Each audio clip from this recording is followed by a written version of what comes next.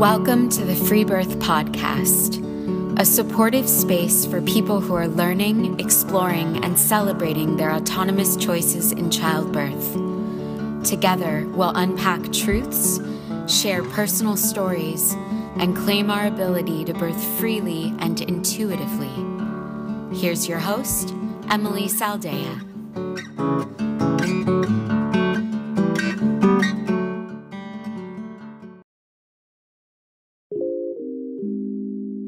I have a very exciting announcement to make. The official Freebirth Society membership network is now live. We have abandoned mainstream social media and created our own private network, a truly safe space where women can be free to talk about pregnancy, birth, holistic mothering, and of course, radical birth work. And you don't have to be a hardcore free birther to join. This is for any woman who is curious about natural birth and natural mothering and who wants to explore any of the ideas that we touch on in this podcast in more depth. It's also a great resource for women who are planning a free birth, a place to share stories, ideas, information, and most importantly, community and support. Head to our website at freebirthsociety.com to apply. We are so proud of this new space and we can't wait to welcome you. Come join us in the fun.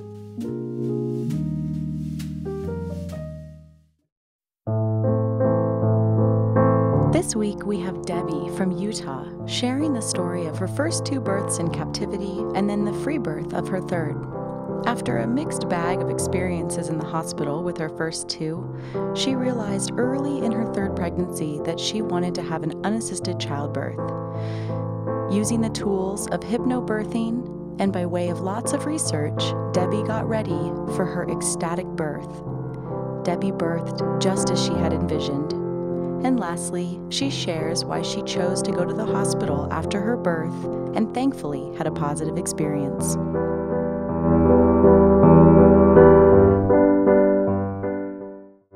I would say my birth story starts when I first got pregnant with my first son, Oliver. So I am the youngest of 9 children, and my family is very split in half. So half of them are very medical, doctor's epidural, take away any pain. The other half are very natural, home birth, water birth, those types of things, and no intervention. And so I had grown up not really hearing birth stories that often. And my sister, she would talk about her birth, her home birth. And I remember thinking like, oh, I can't believe you would do that. Or, I just had a very medical background because my brother's an anesthesiologist and I was really close to him and he would talk often about anesthesia.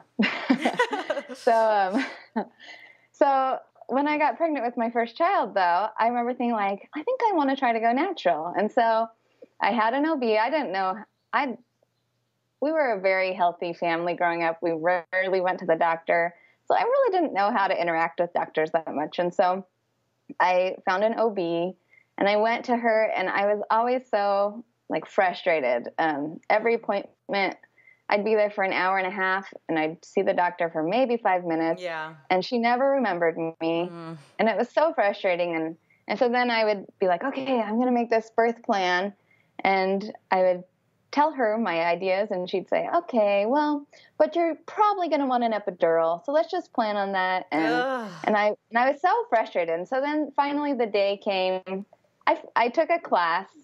So growing up, I had a really high pain tolerance. And I think a lot of women make this mistake that they think, oh, I don't really need to do too much research. I have such a high pain tolerance. I doubt the pains of birth are going to be what everyone says they are, So I'd taken a class and, the class had taught me some things. I really don't remember what was in the class, but eventually the day came that I started having contractions and I went to I had a doctor's appointment that morning and I went in and she goes, oh, just so you know, you better have the baby today because I'm going on vacation. And I was like, classic. Okay. So I labored all day, and my biggest fear was going to the hospital too early. And so then around 7 at night, I was like, I think we need to go to the hospital. I went to the hospital, and I was only a 3, and they said, well, maybe we'll keep you. And so they kept me around for a little bit, and I progressed a little bit to a 4, and so they let me stay. So then my doctor had gone on vacation, so it was just whoever was on call, and he comes in and says, "You're going too slowly. We need to give you Pitocin." And I was like, "I don't want Pitocin." They're like, "You really need it." And so then I got Pitocin, and nothing happened. And then, an hour later, said, "We need to break your water." And I said, "I don't want to break my water." And they were like, you really need to, because it's going too slow. So then I had my water broken, and then it was still painful. Nothing was happening.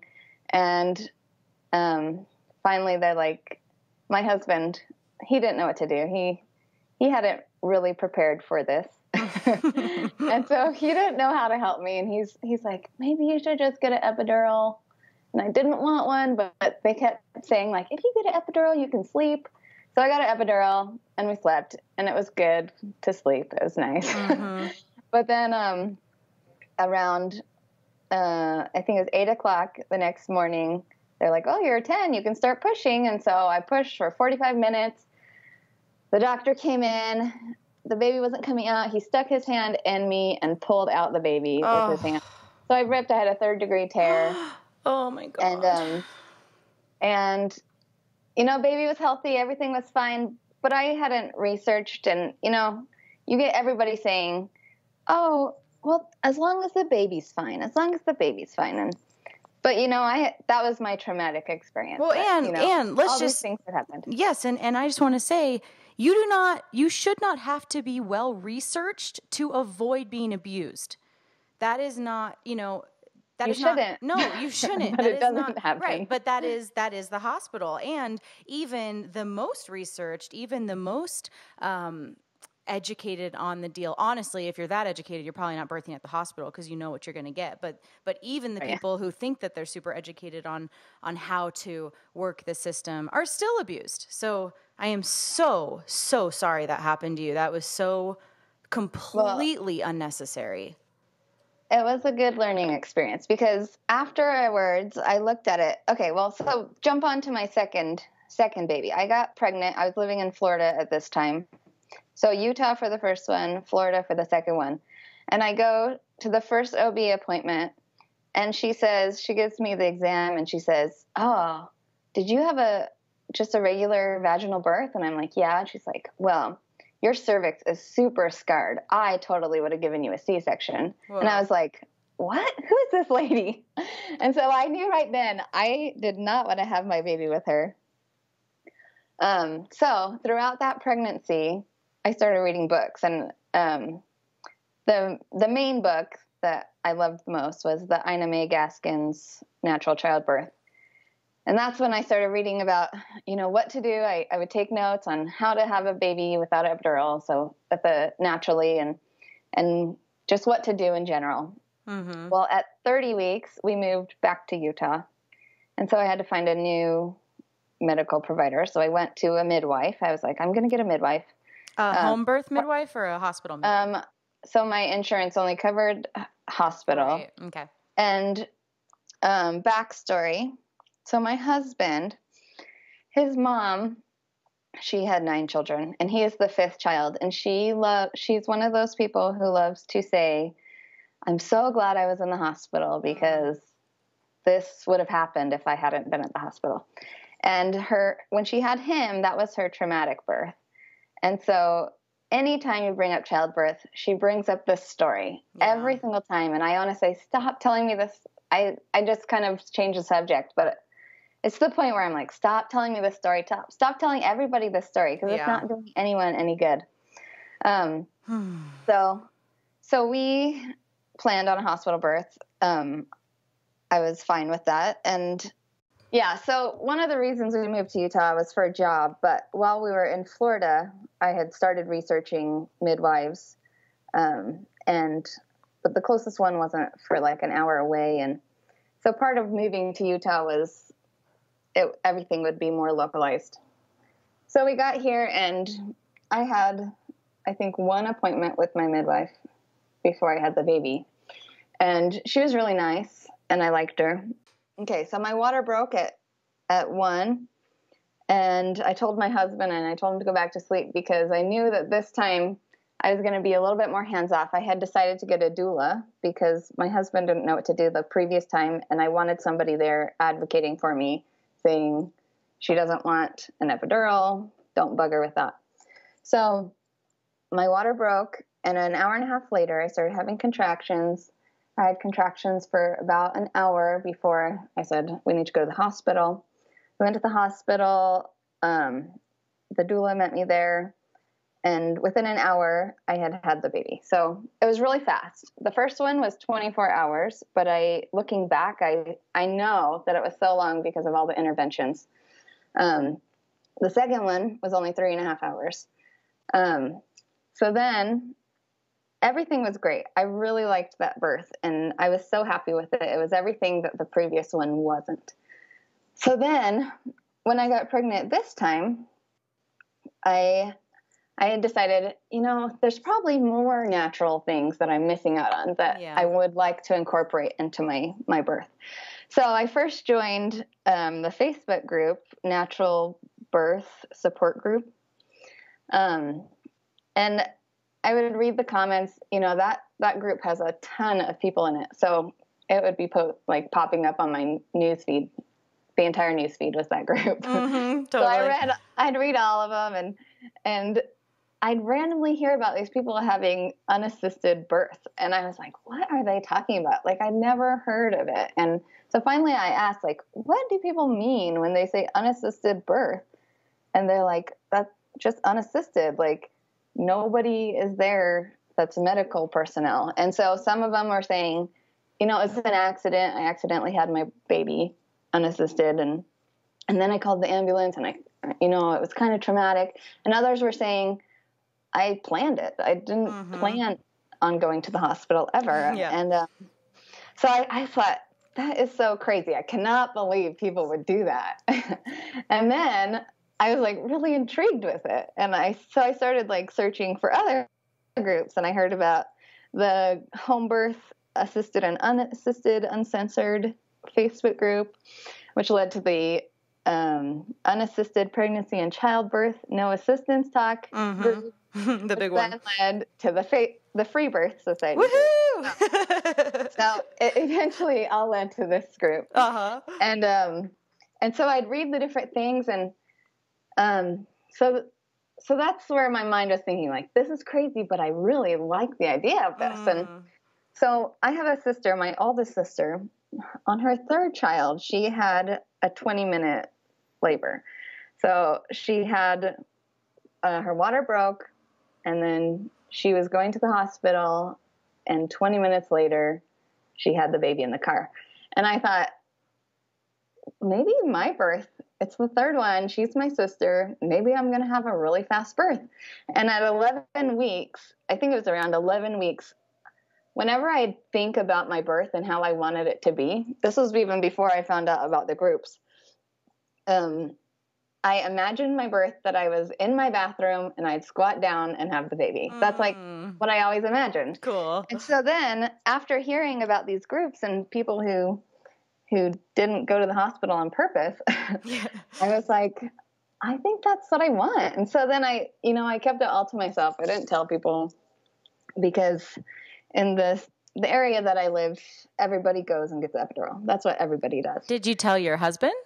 At this point, I did not tell my husband. You're just kind of ruminating on it. Yes, I was just thinking about it, and I started to kind of plan. But at the same time, I wasn't positive that I was going to do that. So I made this cute birth plan. It was really cute. It's still sitting on my printer. I never took it off my printer. That's cute. So my sister, another sister, because I have 7 sisters, I have a sister who's not married, and she lives in Australia. And she had decided that she was coming to America for a year, and she was going to live with me and 2 of my other sisters for 4 months at a time. And so she planned to come to me first because I was going to have a baby, and she wanted to come help out. So when she got here, I said, okay, Kim, this is what I'm thinking. I want to have the baby at home and I want you to be my doula, basically. And she was like, let's do it. So Nice. I started telling her how birth was here in general, and she was like really appalled. I guess in Australia, almost everyone that she knew of has home births and very hands off. So she lived in a city called Wagga Wagga. And she doesn't have any kids, but she would be at work, and she said all we ever talked about was childbirth. That's all we ever talked about. And all about their home births and how they went. And no one ever mentioned how they really wanted an epidural or anything. They just were happy with how birth was. And so she was so on the same page with me from day one. And that made me so happy because I didn't want to be fighting anyone. And so then by this point, my sister's here I think she got here when I was 35-ish weeks.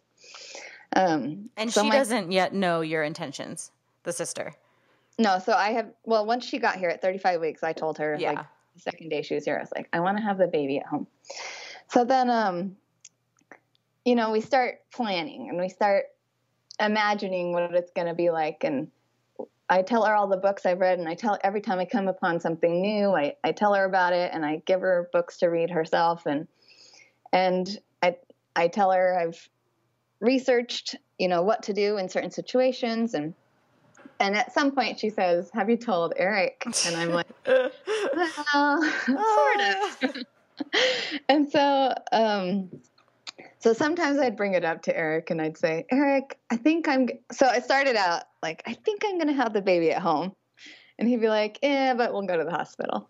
And so then like a couple days later, I'd be like, I'm pretty sure I'm going to have the baby at home. And he'd be like, yeah, but we'll go to the hospital. And, when it's getting closer, I'm like, Eric, I'm not making it to the hospital. That's what it had turned into. And he's like, yeah, you are. And I'm like, no, I'm not making it to the hospital. And it got real. That was the communication that I had with my husband, just because I didn't know what his reaction was. And my husband is really relaxed and he's great. And he totally supports me in decisions I make. But I knew, I hoped that I would have the baby during the night. I've had both my babies during the night. And so I just hoped that would happen again. Because I wanted him to be able to sleep and not stress, because with the previous birth, he would get pretty stressed because he just didn't know how to help me. And I knew that I wanted to do it on my own this time.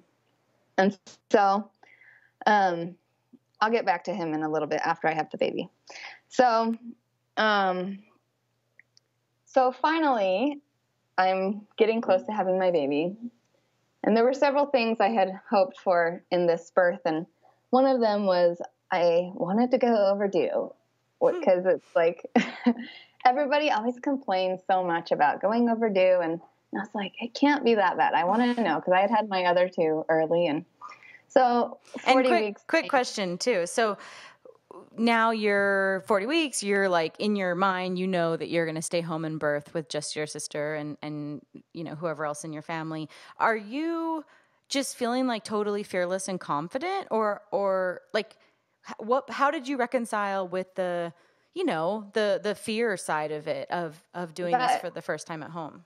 That's a great question. And I did forget to mention that. So I had decided to try hypnobirthing this time. I had heard all these people say they had painless births and fearless births. And I said, I want to try that. So I read the book, Hypnobirthing, the Mongan Method. And there's a story in that book that really hit me. It was, I don't know if you've read it, but basically her mom would tell this horror story, which was her own birth. And then she had a cat. And one day the cat was having kittens, and the cat went into the chicken coop where it was dark, and it was just purring loudly. And she just sat there and quietly watched this cat like easily give birth to these two baby kittens. And then the dog started barking, and the cat stopped its labor, took the kitten somewhere else, and had two more kittens. And so then she kind of like bases the book on like, there's this natural way that we can learn from animals that is so much easier and painless, like so much less painful for everybody. And so when I heard that story, like it just kept hitting me, like that's what I want. I want to have this like relaxed body that does what it's supposed to do, because our bodies are meant to have babies. Like it's not a medical procedure. And so I think that answered your question, right? It sounds like you were, just like trusting in the normal physiological sequence of birth, and that you, and also, I mean, something kind of interesting that I always think of is the fact that you were able to have a vaginal birth in an environment that doesn't support normal birth in any way, even though, you had assistance or whatever. Like that always, to me, makes sense that then that would give you perhaps even more confidence to birth at home, because you were able to birth in spite of all the hindrance, whereas at home, there's nothing hindering you. Yeah, exactly. Well, and so that was, I think a lot of my fear that I had went away with the second birth, because after I had the second birth, I felt so like happy that I had had the birth that I wanted. Even though there had been other people there, it was all natural. I'd been on my hands and knees. He was a 10-pound, 1-ounce baby. So he was big and everything was good. I tore less. I still tore because he was huge. But it was all great. But then I still had certain fears. And with the hypnobirthing, I would do the fear releasing sessions, and I would do, I would just think relaxed things. And I just thought all the positive things that could happen. And I did research, if something bad was going to happen, what to do in that situation. And I was still going to my midwife, and I would ask, she's a really relaxed person. And I would ask her, like, so what do I do if I have the baby at home? And she would tell me what I should do.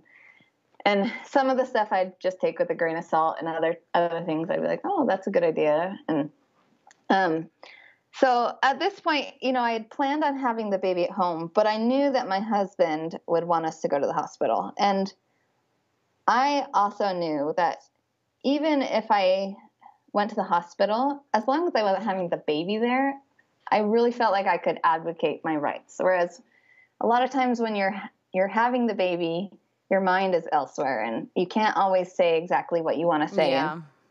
And so I felt like that was a good compromise for me and my husband, that I could have the baby at home, have it exactly how I wanted, and then we can go to the hospital and I can say no, no, no, or yes, yes, yes. So at some point towards the actual birth, you guys got real about it and you were like, no, this is really happening. And he was like, okay, fine, but then I want you and the baby to be checked out at the hospital. So I'd like to say that happened, but no. The furthest we got in our conversation was, I'm not making it to the hospital. And we were fine with that. But then, I'm sorry, I guess the part I'm missing then is, where was this compromise of the...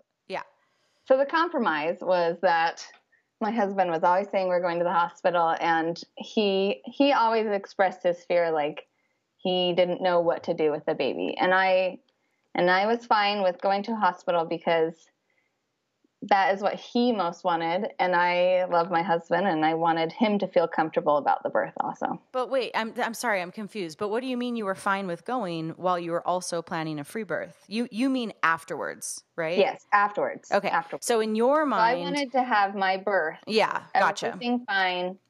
And then be like, okay, we'll go to the hospital. Gotcha. So you were like deciding what the compromise was going to be without like you kind of already knew. Yes. Okay. Gotcha. Basically. Okay. Really good communication, right? I mean, whatever. It sounds like you were still doing what you were, it still sounds like you were, like in charge if you were willing to make, compromises can only happen if you're willing to make them, right? Mm-hmm. Yeah. And so as we got closer, so I'm at 40 weeks and, everybody's asking me, oh, you haven't had the baby yet? You haven't had the baby yet? And I'm like, no, I haven't, but I'm fine. Like, everything's fine.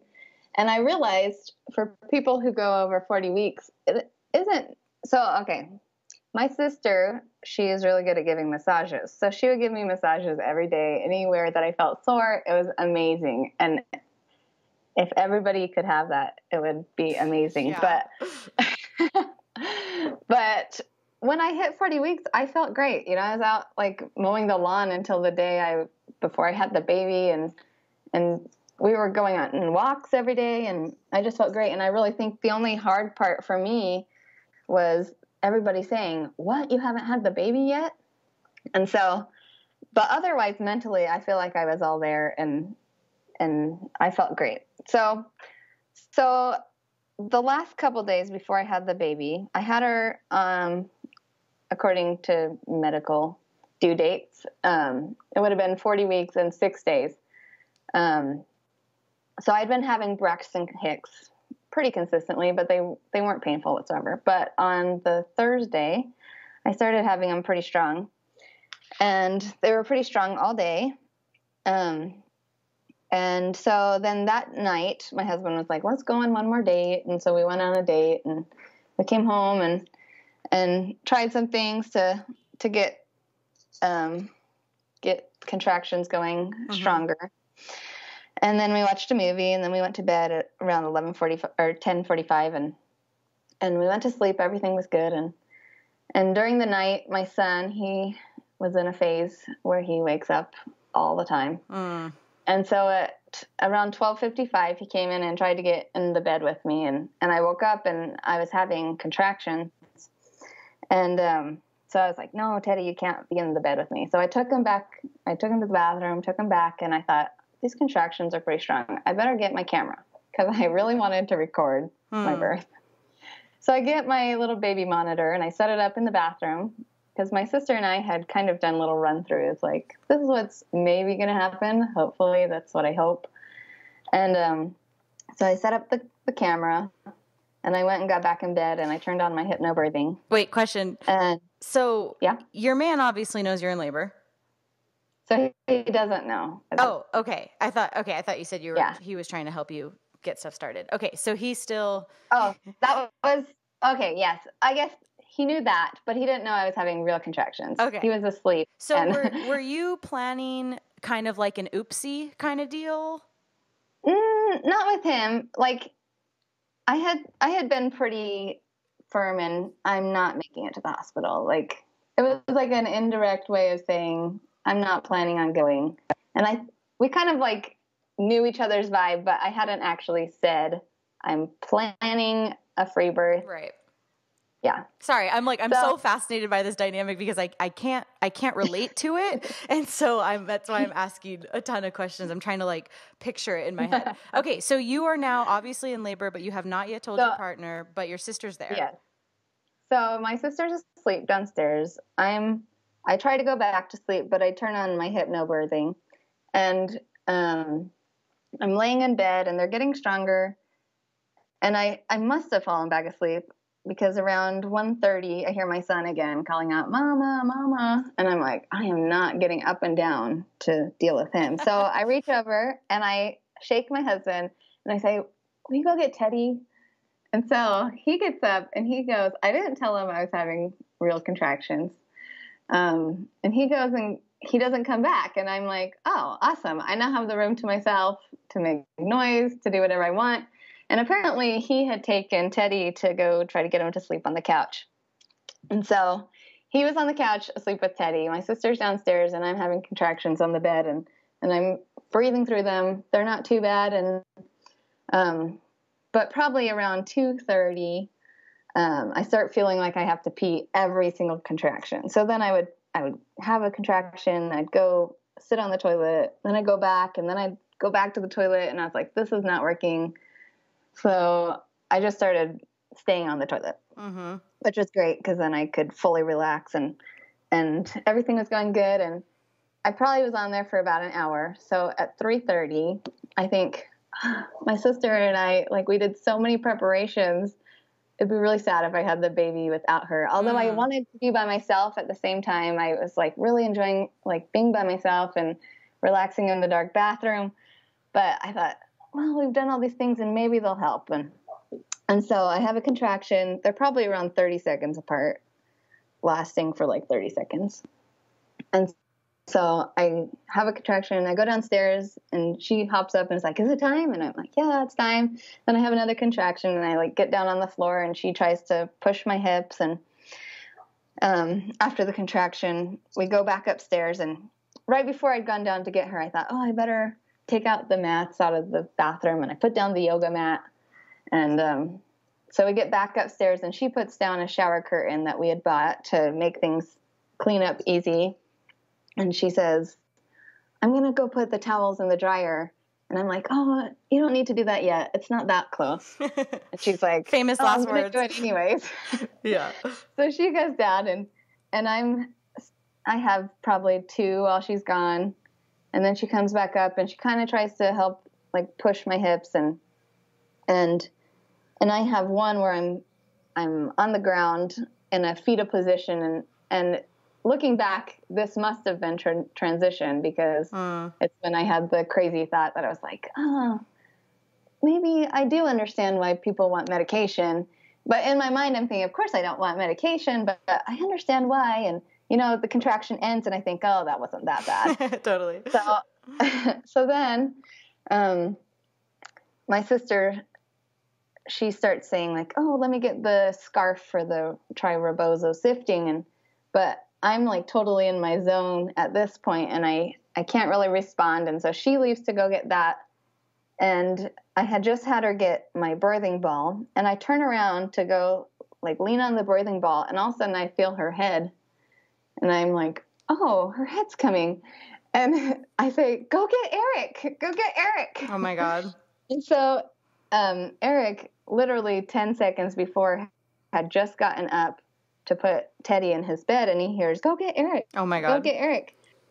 And so my sister comes back in, and I'm like, her head is coming out. And Eric comes to the doorway. And from when I felt her head crowning, like for the first time when I felt her head to when she was out was 30 seconds. So right before she came out, I had said, well, I guess about 3 minutes before I felt her head, I thought, I better turn on my camera. So I turned on my camera. Oh my gosh. And then when I felt her head, I turned around because I wanted the best view in my camera. And I was kneeling down, and she started coming out. And one of my things I wanted the most was to catch my own baby. So I had told everyone, my sister, like, I'm going to catch her. And so she just like shot out, and you saw the GIF that I put on, but she just shot out. So for anyone who hasn't seen it, she made a little GIF or GIF, I don't know how to pronounce it, but she made a cool little, 1 second or 2 second video of her baby. Video, shooting out, and she's on her knees in the bathroom, and then she just grabs the little slippery baby and pulls her up, and it's so cool. Yeah. And so like she came out, and I felt amazing. Like so with my second birth, the thing that I remembered the most was that right after I had him, I got shivers like crazy. And I was like, I can't stop shivering. And they're like, oh, your body's just in shock. And so I was like, I better prepare for this again this time. And so we had gotten the heater and the warm towels, but my body was normal right after I had the baby. Like I had no side effects of having this baby. Yeah. And I remember thinking like, why is that? And I honestly think it's because everything was so calm, and I was so relaxed, and everything was exactly how I wanted it. So when he tells the birth story, it goes like this. I was asleep, I woke up, and there was a baby. Yeah. Wow. So he is all smiles because this was his dream labor that I didn't tell him I was having the baby, and he just shows up for the actual birth. Wow. So that is his version. So he comes in the room. He was chill. He wasn't like, oh my God. Yeah. Okay. Yeah, my husband's really chill. And that's one reason probably why I felt okay with our communication level. Right. Because that's the thing. That's what made me, I'm so glad to hear that, because unfortunately, I have heard a lot of stories of women doing kind of a similar plan, i.e. like not really telling the husband. And then, I've heard 3 stories this week of women's husbands not really being clued into what was happening, and them calling 911 against the woman's, wishes, and the woman being whisked away in an ambulance, either in labor or immediately after, when that was not something that they wanted.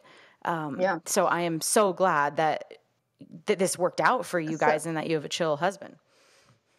Yeah, and my husband, he saw me doing all this research, and I'm sure that he clued in. I haven't asked him, like, did you know I was going to do that? Or, but he saw me doing tons of research. And to his credit, like, whenever we retell the birth story to anyone, at the end, when they kind of have, like, shocked eyes, he's like, to Debbie's credit, she did tons of research, and she knew exactly what she was doing, and I trust her. So good. So after I had the baby, he just walked in and we just hugged and looked at the baby, and my sister put towels around us. Went on with your day. Yeah, and we just sat down and just hung out with the baby for, and I kept thinking the placenta would come out really fast, because it had with the others, and I don't know if there had been tugging or pulling with the others, but it took an hour this time. And so we just sat there until the placenta was going to come out, and then I set her down, and the placenta came out, and then I took a shower really fast and got dressed, and then we still just snuggled some more. I put the placenta in some bags, and because I knew that we were going to the hospital, I hadn't planned on a way to cut the cord or anything like that. I had just planned on taking it to the hospital and letting them do it. And I think what I'm hearing in your words, and correct me if I'm wrong, is that because I think it was kind of initially framed that, like, you did it for your husband, but it sounds like a part of you really felt not just okay with it, but like you just said, like, you wanted to get checked out, and you had a history of pretty serious tearing, and that's so okay. Like, it doesn't. In some ways, I almost think it's better that you wanted to do it for yourself as well. Am I correct in that?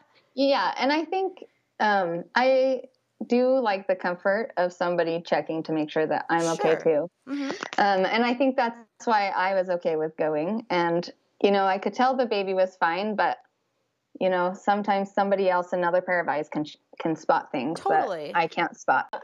I think, like, if I had another child, I would try to get a home birth midwife that would then come to me and check me out afterwards. Yeah. So I don't have to go to the hospital, because I do like the idea of being checked out afterwards, but I do want to have my birth exactly how I want it. So, so it's kind of I guess, like, some people, like, when I posted that GIF, there was like a comment that was, I can't believe you still went to the hospital. Yeah, I saw that. But the way our dynamic works as a couple, like, that was just what worked for us. And that's how we had planned it in a way.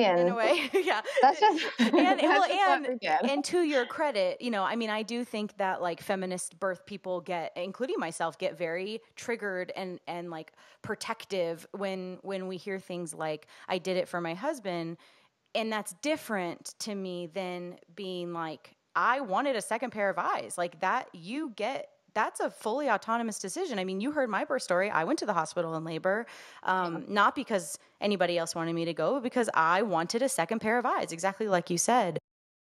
So tell me a little bit about that. Okay, so then that's where the funny parts go. So then we stayed at home for about 2 hours, and then we woke up our kids, and they came out and saw the baby, and they were so excited. And then we got in the car, and I just held the baby, and we went to the hospital.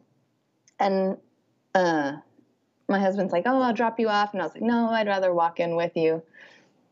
So we walk in to the ER entrance, and I'm holding the baby, and the guy comes out, and he's like, "What do you need?" And I say, "I think I'm supposed to go to labor and delivery. I'm not totally sure."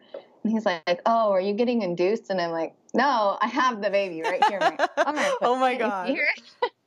And he's like, "Oh," and he kind of like starts to freak out. And so I'm like, "The midwife said go to labor and delivery, I think." And so then he's like, "Okay, go up to labor and delivery." And we get up to the hallway, and the nurses are like running towards us, and they're like, what's going on? This has never happened before. Whoa, really? Like, which my midwife had said she does 3 or 4 of these a year.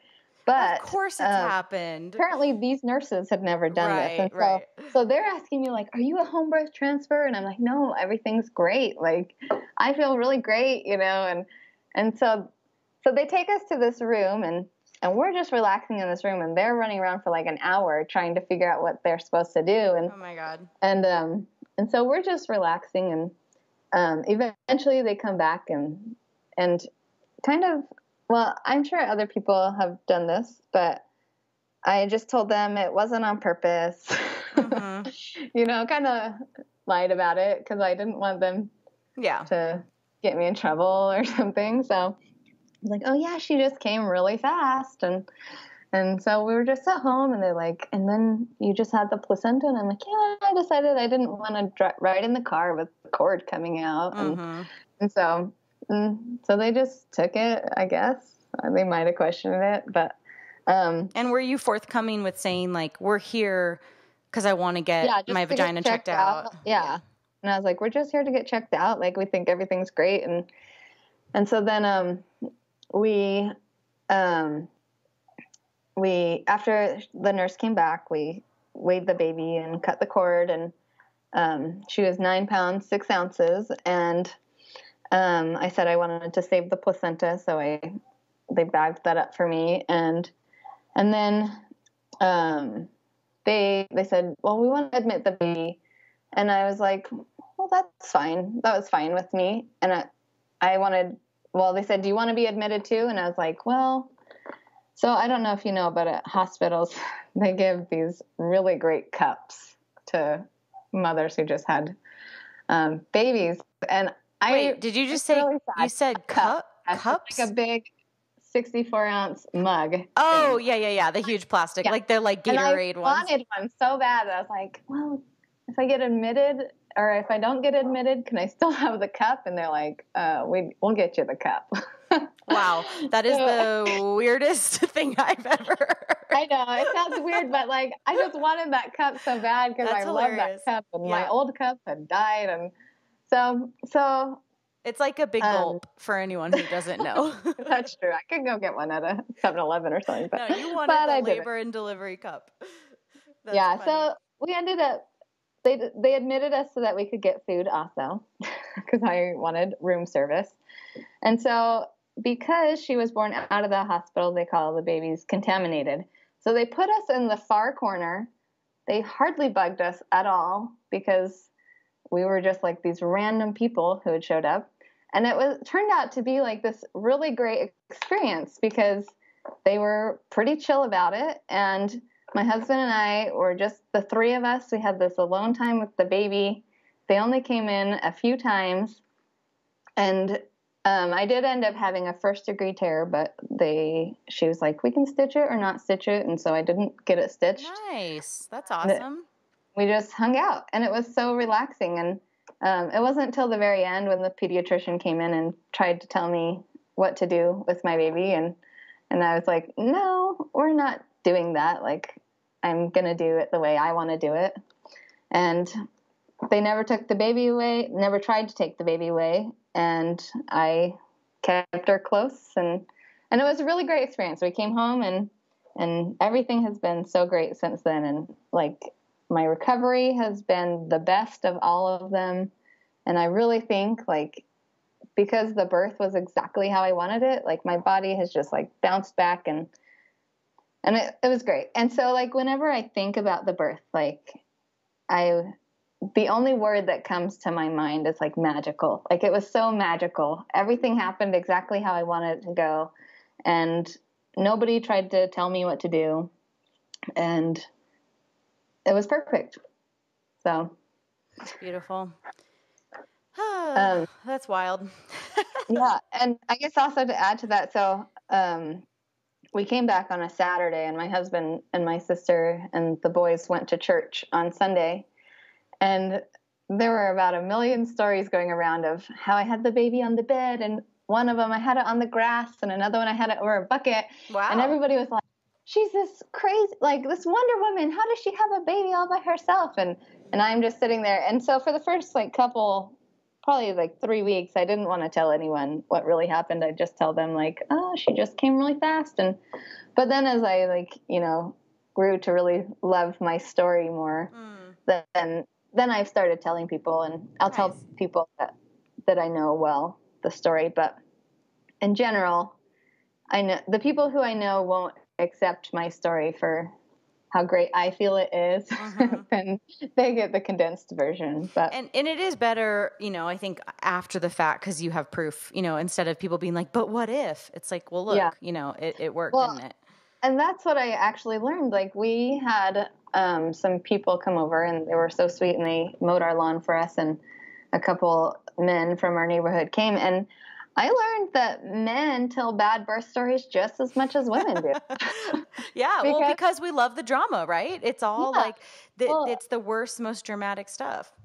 And so I'm sitting here trying to protect my husband from these bad birth stories, because I go outside and I go to tell him something, and his phone rings, and he walks away for a second, and all of a sudden these guys are trying to tell Eric about their horror stories. And I'm like, Eric, stay away. Don't come back over here. Seriously. And I walk away too. And I'm like, I don't want to hear these stories. We need to not tell these horrible stories. Tell the good stories.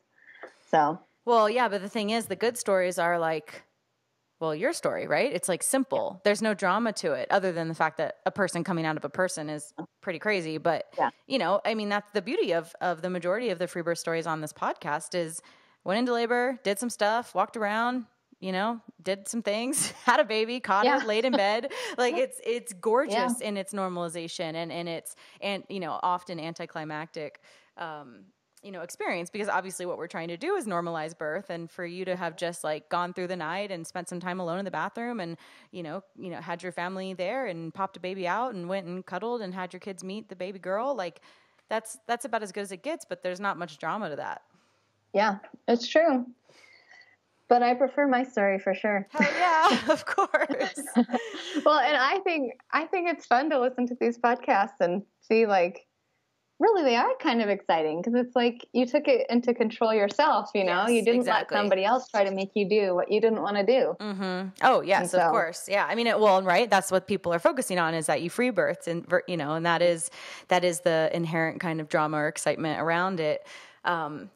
Yeah, for us who are into it, it's like you just said, it's taking it into our own hands and creating an experience, really actually saying we can be in charge of this experience, instead of how culture paints it, which is we are a victim to this experience, and it feels, as you experienced, it feels a heck of a lot different to say, I'm in charge of this and look what I can do. And look at, you created the exact vision, or you actualized the exact vision that you held in your heart. It's beautiful, and I like your story for a lot of reasons. And I like that, I know that some women listening to this are like, I can't believe she went to the hospital when everything was fine, and that was my initial reaction. But I think that it's important to talk about, because a lot of women do make that choice that you made as well. Yeah. And even had somebody Facebook messaged me, a person I didn't know, and was like, I want to do exactly what you did. I know my husband would be more comfortable if we went to the hospital, but I want to have a free birth. And she asked me all these questions, and I told her exactly what we did. And I think there's a lot of people who are transitioning in a way, they're transitioning to the free birth, and not everybody can make the leap right at first. And I think the only thing I want to make sure to say to people that are listening, just real talk, is you got really lucky with how you were treated. And unfortunately, that is not the norm of the stories that I hear of women going after the birth. And I love, and I'm so grateful that you had such a positive experience. And of course, I wish that for everybody who wants to go. But if you were a woman of color, if you, if you maybe weren't at that exact hospital, if it was a different nurse, it goes so different, so quickly for different people, or different hospitals and different staff. And, it's true. You didn't have to, it sounds like, interact. Did you even get CPS called on you? No. Yeah. So that's almost unheard of. I mean, you know me, I'm collecting these stories, and in the, year and a half that I've dedicated really collecting, hundreds and hundreds of stories, yours actually might be the first one I've heard where CPS wasn't involved. And so, yeah, there was no mention of it, which is amazing. Like your story is the example of what it should be if you want to use the hospital for exactly what you used it for. And I don't want our listeners to think that is necessarily what they're going to get, because it's very likely not. And so it's, we got to like hold it on both. We have to hold both truths at once, that you really had such a privilege and a blessing to get to use it, use the system to your advantage. And you know what? So did I. I'm in the exact same boat, right? On the birth end, you went postpartum, I went in birth, but for a perfect storm of privilege and timing and staff and everything, I got to use the system for what I needed it for, nothing more, nothing less, and on my terms. And it sounds like you did too. And I feel like I have a responsibility with, the thousands of women listening to this, that is not necessarily going to be your story if you go. And so, you have to hold it with real hands, and you have to be willing to enter into a system that can sweep you off your feet and can not respect your no and not give informed consent. They might take your baby. These are real stories I hear. So not to I totally think, because I kind of decided the free birth thing pretty late in the pregnancy, like around 35-ish weeks. And, if I could recommend anything to someone, it would be, if you plan on getting checked out, try to find a provider or a home birth midwife or even a birthing center, that will respect your wishes as much as possible. Someone that you feel comfortable with, because the hard thing with hospitals is you don't know any of the people. You haven't built any kind of relationship with them, and so you don't know who's going to be there and how they're going to respond. So, exactly. Yeah, exactly. Yeah. Well, you're a great example for someone who does want that, how it can work. And I think your advice is absolutely correct. And when should be the first choice for anybody, please, if you want to birth at home on your own terms and still want a wise woman who is educated in all things perineum and birth and postpartum, of course that would be ideal to have a trusted woman that you can pay to have come assess you if that is what you want. Obviously, tons of free birthers specifically don't want to be assessed, but if you do want to be assessed, that's fine. But try to prenatally really be conscious of who that assessment, is, who's going to do that assessment. Are they really available? Are they going to be on your terms? And what that would look like. Because you're right. If a midwife could come over and assess you in bed, oh my gosh. I mean, there's no. Yeah, because that's what I thought of. I'm like, that would have been so nice to not actually have to leave the house. Oh, of course. Just stay at home. Stay in your own environment with your kids. And absolutely, I mean, and even that would be a huge privilege, because you're going to have to pay them. And there's unfortunately, there's so many women that don't have access to, there aren't even midwives in their town. But if you are in a town that has it and you do have access to it, of course, that is such a good piece of advice. Yeah. Awesome. Yeah. Well, thank you so much. That was a great story. And that is so crazy that your husband woke up and saw a baby be born. I love that. I think it will always be his favorite birth story. I really think, especially since we've had this experience now, like he trusts me, like we're trusting of each other. But I think now he is so much more open to me saying, next time, let's not go to the hospital, or next time, let's do it differently in this other way, or I'm going to plan on a free birth the whole time, Cool. Just because he knows that I've done so much research and it went so well. Exactly. Yeah. Your baby's stepping into it, but it sounds like you're kicking ass. So thank you. That was such a cool story. And yeah, if anyone hasn't seen that, GIF or GIF, sorry, I don't know how to say it, on my Freebirth Society Instagram, I have it posted up from a couple weeks ago. And it's super cool. So thank you so much for sharing your story today. Thank you. That's it for today, everyone. Join us next week for another episode of the Freebirth Podcast. Thanks for joining us, and remember, your body, your choice. Lots of love.